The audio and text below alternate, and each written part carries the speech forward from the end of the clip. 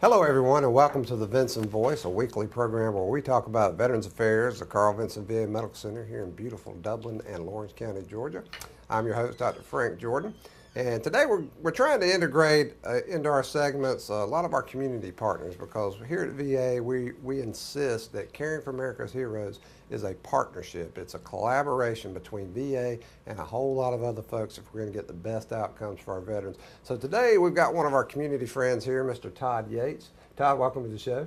Hey, thanks for having me. Now, Todd, I want to start off. You're an entrepreneur. You've got your hands in a lot of things. Just tell us a little bit about your background and your business interests, what's going on out there in the community. Background was in insurance and real estate, and then stepped into fast foods, sit-down restaurants, and currently run trash business as well. So outstanding. Now that's Ryland. Have I got it that is. right? Ryland. Got my hands full. So. Yeah, I know you do. Every time I talk to you, you're always busy. Yes, now, sir. Todd, one of the reasons I particularly wanted to have you on the show is we've known each other for a number of years, and I know you've been involved in veterans issues. It's not just working with us out here at the VA in a commercial sense. Mm-hmm. I've actually reached out to you on the phone and said, hey, I got veterans that need jobs. Can you take a look at this gentleman, see what you can do? And you've always been responsive. I love that, because I like to solve problems, and our community contacts are one of the best ways to do that. So just, tell us a little bit about how you got an interest and why you have an interest in helping veterans get back out in the workforce and change. Well, they give so much to this country, and I feel like that's the way for us to give back is do our best to hire them and put them in jobs, because they come from a military background where they've already got discipline. Mm-hmm. And they're receptive to organizational matters and to people being over them and things like that. So we try our best, to hire veterans above other people. And I've had some working, for us as long as 15 years. So oh wow, that's fantastic. They do work great. We like the military. We like the strict discipline. Some of them come and go, but we have had a lot that have stayed with us, and we try to look after the veteran. I would probably hire them above, because of the veteran status, anybody else, and give them preferential treatment on, say, maybe a job interview, because we like that quality.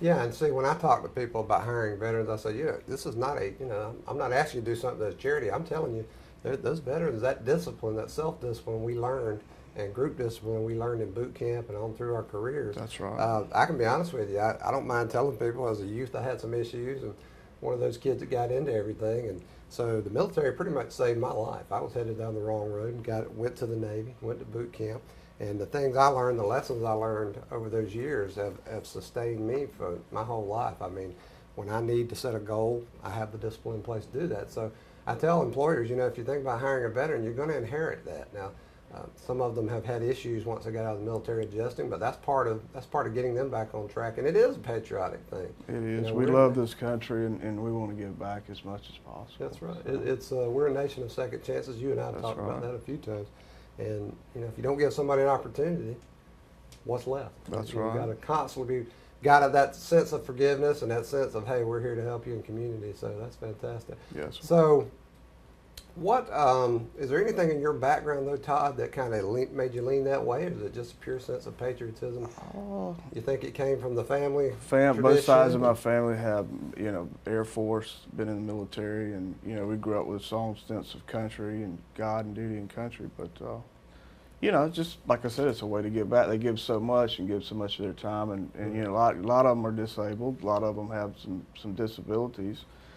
And, they got the spirit that we want to keep working, we want to keep doing things. So, whatever we can do to give back, that's the main thing. Yeah, if you listen, sometimes if you listen to wrong sources, you get the idea that we've got millions of veterans sitting around on their behinds collecting checks. It's just not true. It's a very small percentage of veterans who are so disabled they can't work, God love them, but most of them are really looking for opportunities, and that opportunity is to get a job, get back into the workforce, get plugged back into the social mainstream. So it's critical, and we could take a general approach, but when you've got an individual veteran that says, Mr. Yates, I need a job, and you extend that opportunity to them, that's just I don't really know how to describe how important that is. Yeah, I've got a few that they could be, they could go full disability if they wanted to. They don't want to do that. That's right. They just absolutely want to. They like to work, and we enjoy them working because they do, an outstanding job for us. And you can't be everywhere at one time, but it's in good hands when those guys are taking care of things. That's right, and it's just what you said. They want to work. That's right. I talk to veterans. I've had veterans in my office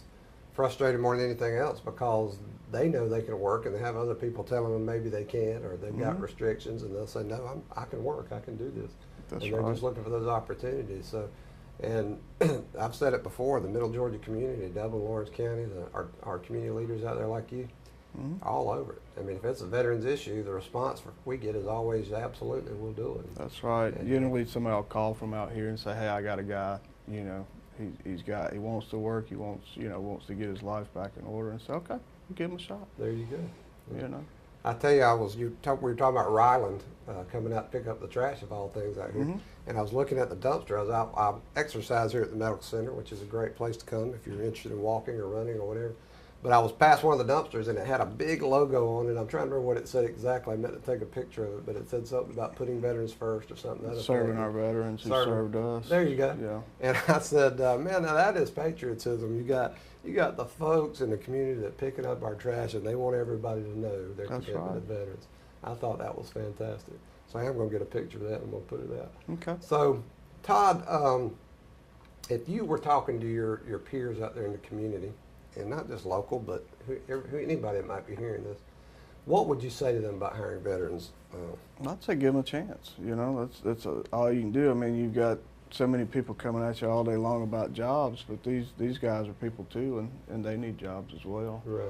They want to get back in the swing of things, and you know, might have been a chance that get their life back in order where they didn't have a chance before, or they might be coming off some sort of disability. It could have been wounded, you know, in war. We've got one guy got run over by a tank, you know, and he works fine for us. Had another one with a Humvee antenna or something went through his arm. I mean, it was, but you know, you'd never know it. They don't miss a beat. But give these guys a shot. You know, it's the least we can do as citizens and businesses of this country who depend on our military to keep us free. Yeah, I tell people, you know, the movies we watch, the books we read, the video games people are playing about military. We have people here who live that. That's right. People did that. You know, it wasn't made up. They did these things. And now they're back in the community trying to make a living and trying to take care of themselves. They need opportunities.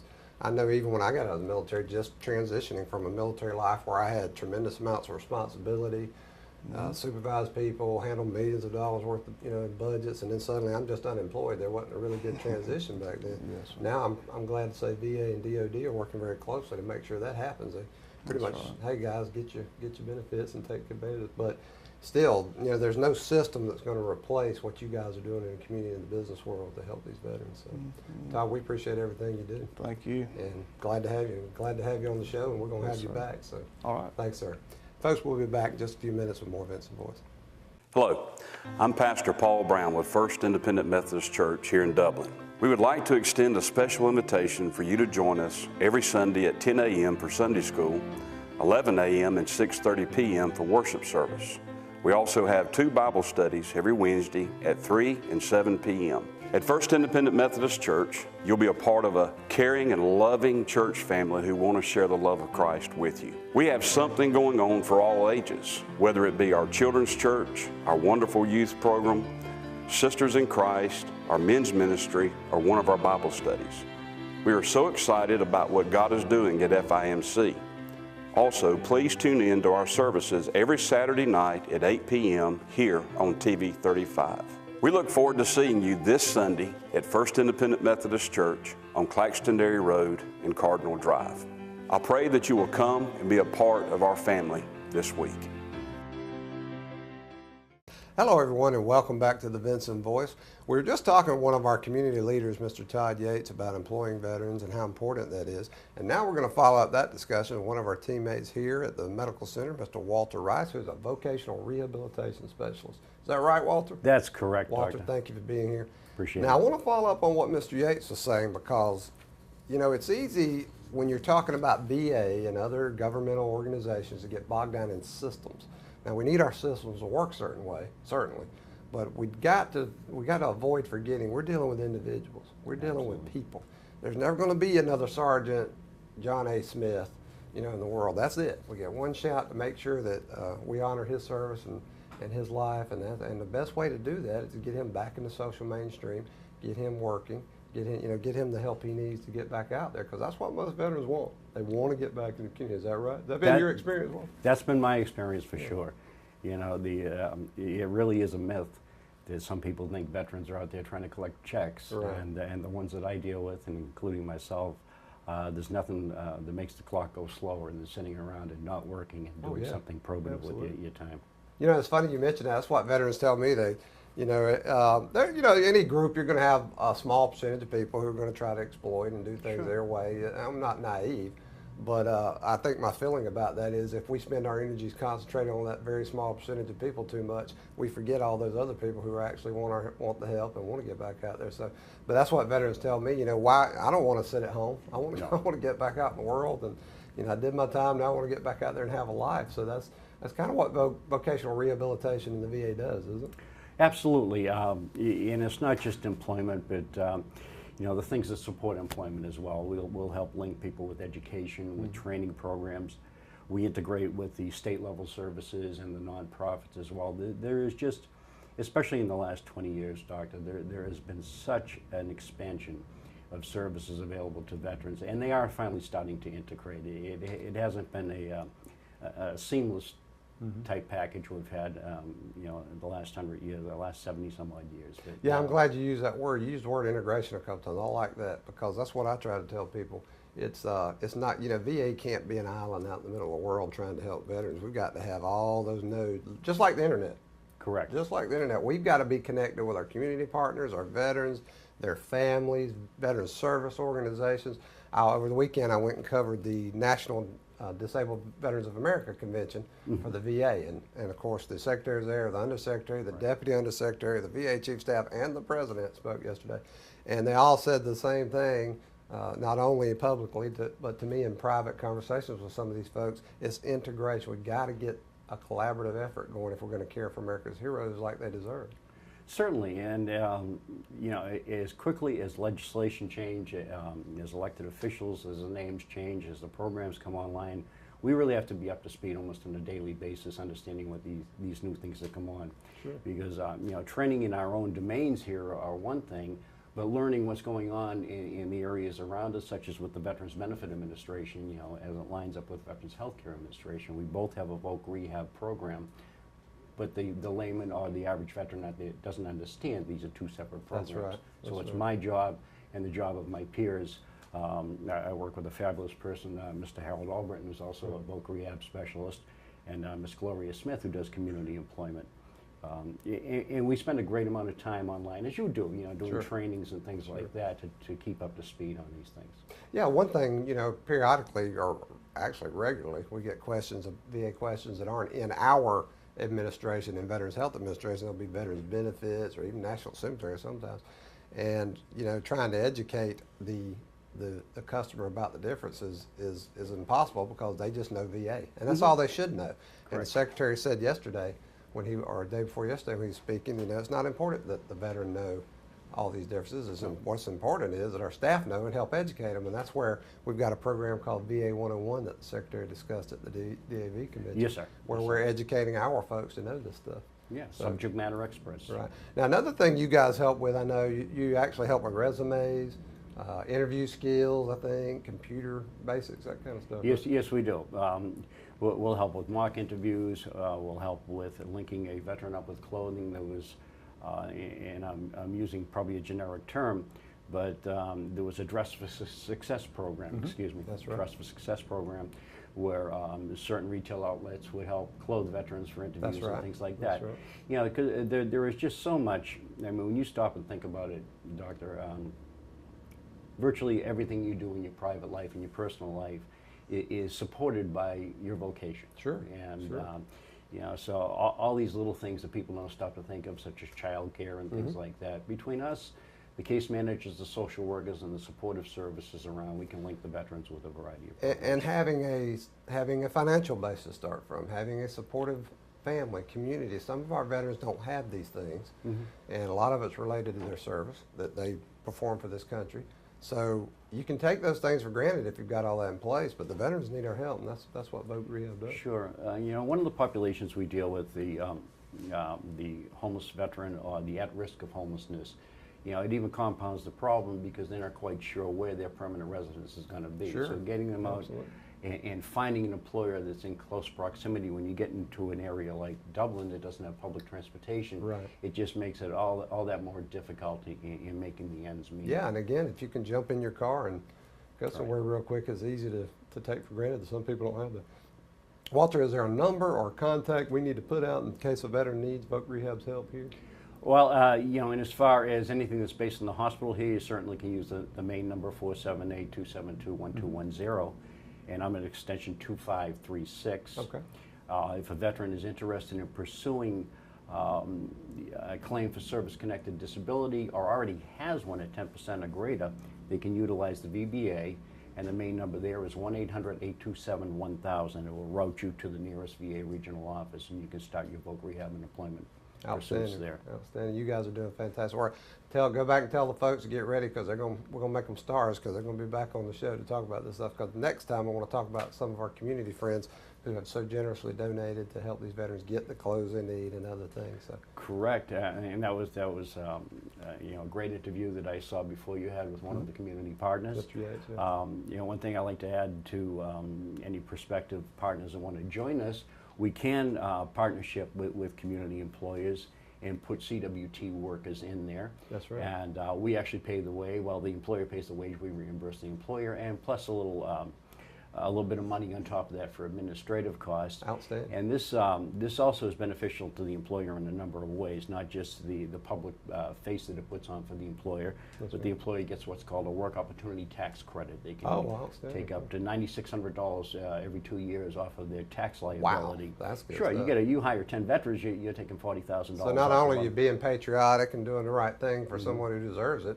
hey, it makes practical sense, right? Now, if we have a veteran that's coming from the Veteran Benefit Administration Voc Rehab program, the VBA will also engage in on-the-job training, so an employer is actually getting free labor per se, Wow, and that's quite good. often the employer That's and the fantastic. employee go together. Things are coming together, Walter. Absolutely, absolutely. This is just the beginning. You know, with our director on board as of last year, Right. she's very, very proactive, retired Navy, and we're really hitting the ground running and expanding this program in the last 2 Outstanding. years.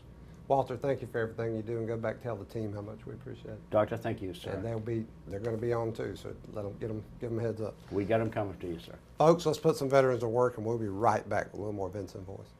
Choose the convenience of Neighbors Express and get friendly, courteous service every time you visit any of our convenient locations. Fill up with pay at the pump and take advantage of our bigger and better selection of beverages and tobacco products. Buy 12 packs of Pepsi products, 2 for $6.99. Enjoy the popular crushed ice with your favorite fountain drink.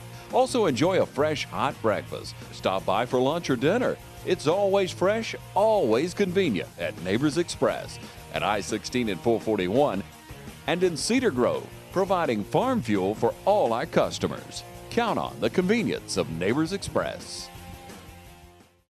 Folks, welcome back to the Vinson Voice. This next segment, we're going to talk with our customer service manager here at the Medical Center, Mr. Keith Griffin.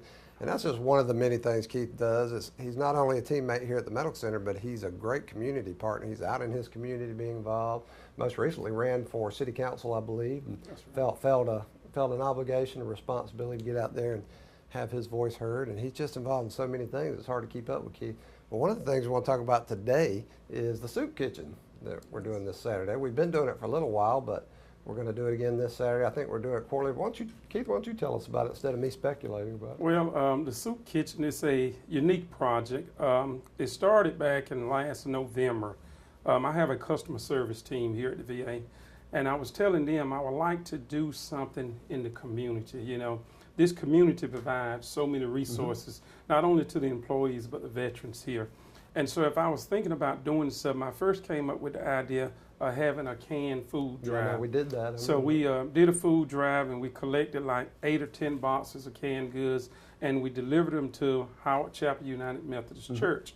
Howard Chapel, up under the leadership of Pastor Sutton, they have a soup kitchen every Saturday from 10 till about 1, feeding homeless. It can be veterans, it can be civilian, anybody that's homeless, or anybody that want a meal for that particular day. That's fantastic. If they That's show wonderful. up at the soup kitchen, you know, they will provide them a meal. Howard Chapel, with collaboration with some community partners, also provide meals for individuals that particular day. So after we did the can drive, I spoke with Pastor Sutton and told him I would like to get the VA involved, and let us volunteer one Saturday to come out and just let the leadership and the employees of the Carl Vinson VA Medical Center serve our community. It'd be a community project for us. And this is actually our third event, this particular Saturday, going to the soup kitchen. We have a bunch of fun out there just talking with the individuals as they come, and we prepare them meals and stuff, and just fellowship with one another, and just let them know that the employees at the VA, we truly appreciate everything that they do for us. It looks to me like folks are having fun. I mean, I saw we are having fun. I know our director, Ms. Mary Alice Morrow, I think she's been to every one of them. We've run, she has. And she loves it, and everybody I talk to, they just feel really good about it. And Keith, I think the reason is we get so, when you work for a big organization like VA and some others, you get so wrapped up around high-level stuff and systems issues, it's easy to start slipping away from the one-on-one personal interactions that are really, really most important, because when you don't have something to eat, I mean, how much more important is that? A place to lay your head and something to eat. I was at the DAV convention over the weekend, and the secretary and the president were talking about reducing veteran homelessness and some of the successes that the nation's having with that in conjunction with VA, and that was great. So homeless, you need a place to lay your head, and you need food to eat. So that is correct. I think that's what registers with people, is they're very practical, immediate response. You're really solving a problem right away. Is that kind of how you? I agree. It's 100%. And then speaking of fun, the first event we had at the soup kitchen, we actually had a cook-off. Our director, Mary Alice Morrow, and our associate director, Gerald Worth, both cooked a pot of soup. And so now, wait a minute, you're telling me our medical center director and our associate director both know how to cook? They know how to cook, believe it or not. Well, they're one up on me, because I can microwave, that's about it. Yeah, so they had a cook-off, and the employees there, we had probably about 15 employees that participated. We was the taste testers. Okay. And unfortunately, Ms. Morrow lost. Mr. DeWorth, his soup. The associate came out director the beat best. out the director of cooking. That's Sure true. did. So that was one up for the males that participated that day. That's But it was good. We really had a good time. We really enjoyed the event. A lot of kids came out. We interacted with the kids, and we just really, really enjoyed serving that day. Sometimes I think we take that for granted sometimes, Sure. But whenever you can be a servant, in the community and helping sometimes the unfortunate, it's just a good feeling. Yeah, like I said, I think that when you're dealing with program matters, administrative issues, sometimes you just want to say, you know what, I just want to help a veteran. I want to help a community member. What can I do there? So the soup kitchen sounds like a good way to really just have an immediate practical effect, influence in someone's life. It really is. So we're doing it this Saturday, isn't it? This Saturday, that's right. We'll be at Howard Chapel United Methodist Church, starting around about 10 till about 1. Oh, outstanding. I want to shout out to Howard Chapel there. That's again, that's just a great way to be a responsible member of your community and give something back. So that's fantastic. I'm not preaching at anyone. That's not my profession. But if you're out there and you're listening, hopefully this will inspire you to get involved with that kind of thing too. Now, so we're doing this once a quarter, Keith, is that Yes, right? we're doing it once a quarter. Yes, doing it once a quarter. So speaking also to our teammates here at the medical center, get in touch with Mr. Griffin here and tell him, hey, I want to be involved with that soup kitchen because I want to go out and help some folks. Now, you said we know veterans come through too, but it's open to anybody. It's open to anybody. Right. Anybody can come through. Now, let me ask you this, Keith. I'm always, you know me, I'm always thinking, even though I like the practical stuff, I'm thinking systems. When we have veterans come through Howard Chapel, I'm sure. Are we reaching out to them about programs and services available, giving them some contact points? We are. That's one of the things I do. I try to ask them, are you a veteran? Did you serve? And are you receiving services at Carl Vinson VA Medical Center? And most of them are, and sometimes we may have a few that may not be receiving services just because they haven't been educated. So we try to do that, try to give them a business card, and put them in touch with eligibility enrollment, or we can get them in touch with our homeless coordinator to come out and talk to them and see when we get them enrolled here at the VA Medical Center to receive medical care. Yeah, because the services available through VA are there. I mean, there's some great stuff. The trick for us is to get the word out to our veterans and their families and our veteran service organizations, American Legion, the DAV, the Soldiers Angels, VFW, and those types of folks, and many more, Team RWB. reach those folks and say, hey, help us share this info and Right. educate our veterans and their families. So we don't want to miss any opportunity to do that. What's been the response from the employees? I know you said they enjoy it, but Numbers have been good for the employees. We've been averaging anywhere from 15, to 20 employees. You're asking a lot because it's on a Saturday. Sure, And sure. unfortunately, a lot of employees are off on Saturday. And got they're- children and got and other children and other obligations, things, too. right? But the response has been very positive from the employees. That's But fantastic. what I'm most impressed with, Doc, is the response from the leadership perspective. Right. Like I say, this is our third event. And each event, the associate director been there, the director been there, chief of staff been Sure. there. So our quad members, I've taught 4, they've been there along with other staff That's right. members, working side by side, serving meals, to the ones in need. well, if you're going to achieve excellence, the leadership has to show the way, Yes. set the example, don't they? That's true. Well, Keith, you set the example here. I'm not saying that just because you work for me. Saying that because you're an outstanding teammate and outstanding community member, and I really appreciate your efforts. So good luck with the Soup Kitchen Saturday, and let's keep that effort up. Thank you. Thank you for everything Thanks you for do in being serving here. our veterans. Yes, sir. Folks, we'll be right back with more Vinson Voice. Hello, my name is Shannon Knight Brantley at Atlantic South Bank in Dublin, Georgia. I'd like to invite you to stop by one of our locations. We are located on Bellevue Avenue and 441 South here in Dublin, and we also have a location in Alamo, Georgia, right on Main Street. We are 2 names, 1 bank. Atlantic South Bank is a division of Wheeler County State Bank. We have many services to offer you. We have internet banking, telephone banking, checking and savings services, and also a variety of loan services. If we can assist you with any of these services, or if we can help you with your next mortgage loan, please stop by one of our locations. Atlantic South Bank, a division of Wheeler County State Bank, member FDIC and equal housing lender.